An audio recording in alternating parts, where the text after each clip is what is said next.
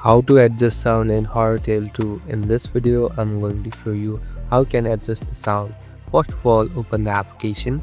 Now here on the third option, you can see settings. Simply tap on settings. Now we're in the settings interface. Here on the third or fifth option, you'll be able to see music and sound. Here you can customize the music and sound accordingly.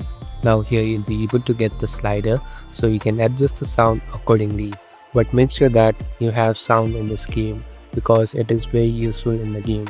Here you must listen to footsteps and even listen to the bunny because it is the main one. So make sure you adjust the sound according to whatever you like and make sure you listen it carefully. Thank you for watching this video. I hope this video will help you.